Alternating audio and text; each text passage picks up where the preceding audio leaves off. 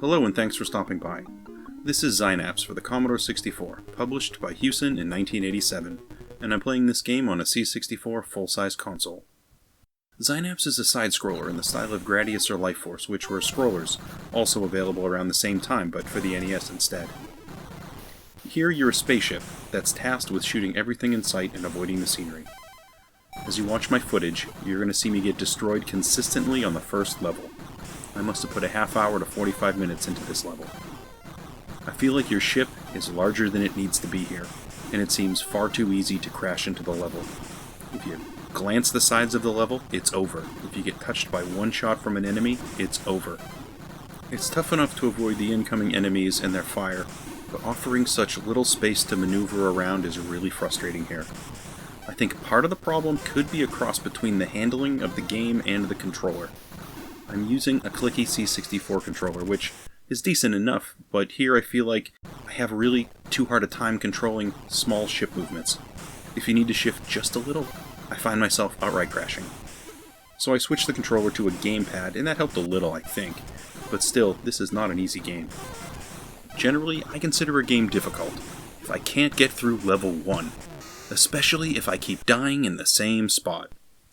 This could have been so much better if the bottom 30% of the screen wasn't wasted with useless graphics. There's a basic information bar at the bottom of the screen that has the name of the game, your score, your special weapon, and the ship power. What a waste of space. I know what game I'm playing, so you don't have to have the name of the game there on screen for me to read over and over again. And the other stuff, that easily could have been condensed to take up less space. It should have been condensed to take up less space. This game fundamentally needs more room to move. This useless area at the bottom is so frustrating. I suppose somebody could make the argument that including this area was necessary to save space for the rest of the game to function, but I don't know if I would even buy an argument like that. This game has 14 levels. If you needed to save space, cut out 4 or 5 levels entirely, or add another disc. It would have improved the gameplay so much. What good are 14 levels if I can't get past the first one? According to what I've been able to find online, this game was considered to be pretty decent back in the day. I bet it would have been amazing if it had more room. I know taking up space with a static display like this might not have been unusual for Commodore 64 games, but it doesn't mean it's a benefit. It makes this one much harder than I think it needs to be. If it had to be this way, if fundamentally the game needed this for some programmatic reason, you could have easily done other things in the game to mitigate this problem. You could have made it so your ship takes more than one hit before you die. Or you could have done what every other side-scroller does, give you checkpoints. In this game, if you crash, no matter where you are, you start over at the very beginning of the level. The beginning! What a bummer to have no checkpoints at all. If you want me to start hating a level, I would say this is a great way to make me start hating a level. I know there are certain games out there where the goal is you really just have to remember where things are and adjust your play to compensate. This is exactly what this game seems to be, and it's too bad because I would have liked this game to be easier. You should ascend the difficulty just a little slower so people will get into your game and want to keep moving forward. Maybe if your ship was a little sleeker, at least that would have helped a little, or maybe if the first level had more space, maybe it wouldn't be so tough from the get-go. Now, the level looks decent enough, the graphics are fine, but it's just so congested. So you shoot things and enemies drop this power fuel. Naturally, you need to scoop up as much of this fuel as possible.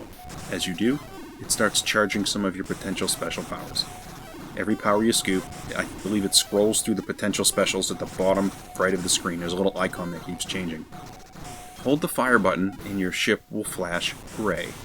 While you're holding the button, if you scoop up another power, it will activate whatever power is currently being displayed on the reticle.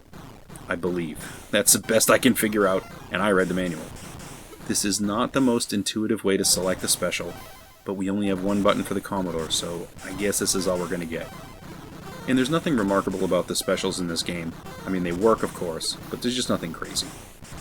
I know I'm approaching a game like this from a modern sensibility, and after being such a big fan of Gradius and Life Force, it's difficult to go back to a game like this that has these types of failings. This one is okay for a Commodore 64 game, but it punishes you so hard it's really difficult to want to stick with it.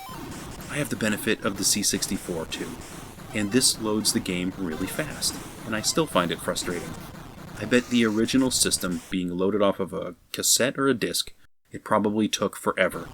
That would have driven me nuts. The graphics are fine for a Commodore 64 game, and there's music on the opening page, and that's pretty good. But the problem there is, we've got some decent music, but it doesn't play over the game. It would have been nice to have it play over the game, and I don't know why you wouldn't do that. Are we expected to just stay on the opening screen to listen to the music? I don't know, maybe that's minor. Zynaps was also released for other systems. I'd be very curious to know how these other games play compared to this one. Maybe I'll try to track one down. Probably not right away, because this one's a little sour. Anyway, that's all I have for Zynaps for the Commodore 64. Thanks for stopping by to have a watch, and I'll catch you next time.